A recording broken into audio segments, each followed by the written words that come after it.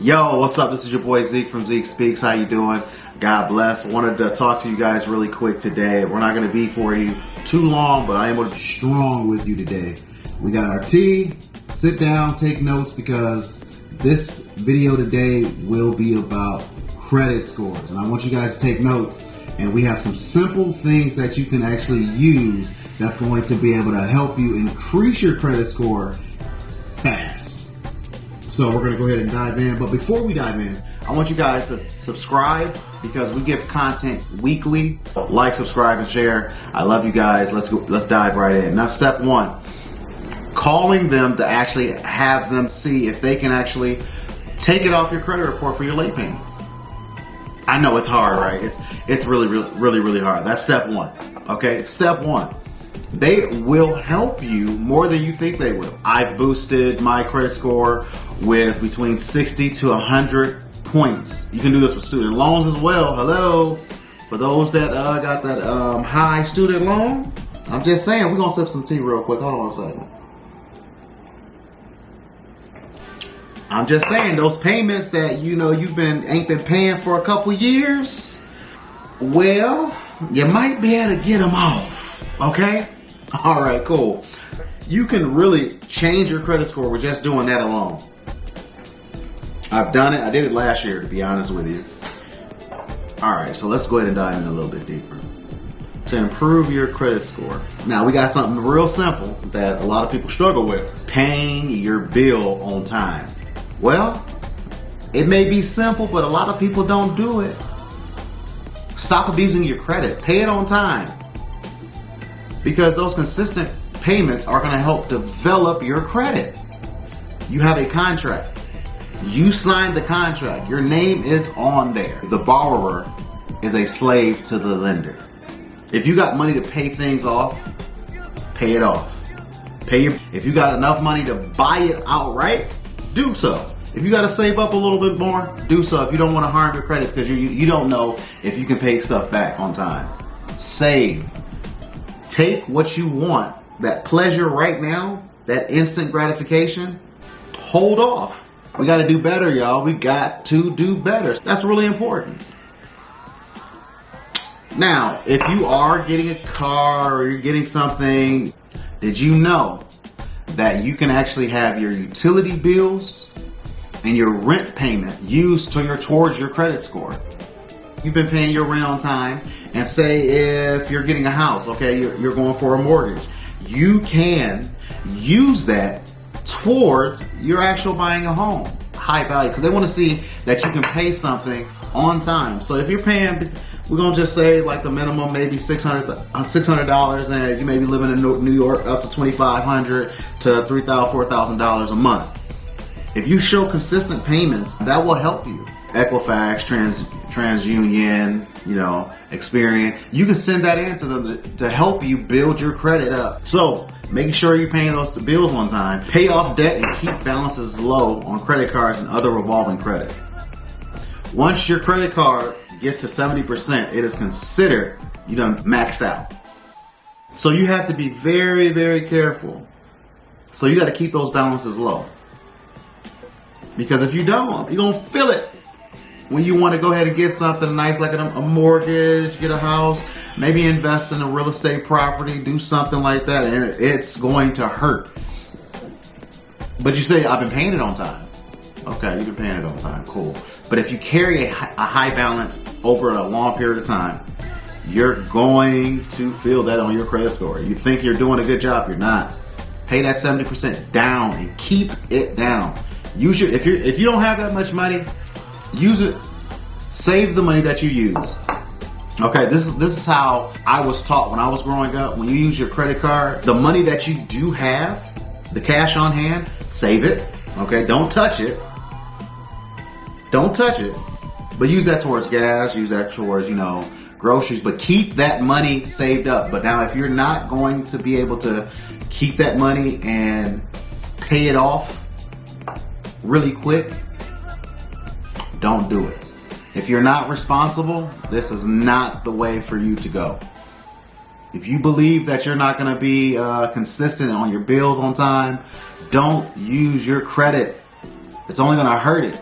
especially when you start off fresh with a new credit at 18. Don't use your credit if you're going to go ahead and abuse it. If you do not have the knowledge, excuse me, let me take that back. Some people have the knowledge, but they don't use it. If you don't have applied knowledge in this area, in this field, you're going to abuse it. Because everybody has knowledge, but not everybody uses it. So we have to apply the knowledge that we have. That's the only way you're going to be able to actually keep everything in good standing. So keep them low. Apply for and open new credit accounts only as needed. I've seen people with good credit hurt themselves on applying for different things over and over and over and over again. Those inquiries on your credit report will dramatically affect you. Be smart about your credit. You should treat your credit like it's a baby. Take care of it. Feed it. Clothe it. Make sure make sure that you're doing what you need to do with it so it can grow. You have to nurture your credit score. Stop opening accounts every 5 seconds because you want something new, but you can't afford it. I'm being real with y'all. This may be a little bit to take in, but I'm sorry, I gotta keep it 100 with you. Stop applying for it and you want to buy a PS5. Do you really think you should be opening a new credit account? That's not smart. It's the small things. It's the small foxes that eat the vine. So use wisdom, use sound judgment, and apply it. Because it's very important to apply the knowledge that you use, because applied knowledge is power. Number 5, don't close unused credit cards. I'm going to read this and we're going to post in a second. Keep unused credit cards open as long as they're not costing you money in annual fees. It's a smart strategy because closing an account may increase your credit utilization ratio. Owing the same amount but having fewer open accounts may lower your credit score. I definitely went through this. How long does it take to rebuild a credit score? Okay. What's up?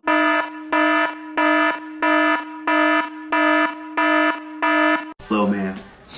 How long does it take to rebuild your credit score? It takes time and effort to build a credit score. Depending on your history, all the negative charges, all those different things are going to affect how long it takes. You may have to deal with some stuff that, is outdated. If it's over seven years, then guess what? You can get it off your credit score. Everybody's credit is not the same. Let's just be real with it. Not everybody's credit score is not the same. So the quicker you act upon the things that you have on your credit score, the easier it is to get everything off and the more effective. A lot of people go with the snowballing effect. They have something, they're paying off as $25, that it was $200 total. And that's the smallest thing they had to work with. So they paid $25 a month, or they paid $25 every 2 weeks. Once they did that, they paid that $200 off. They take the $25 they were using and they add more money to it. Once they did that, they build it. We'll say they had to pay something else, $400 off.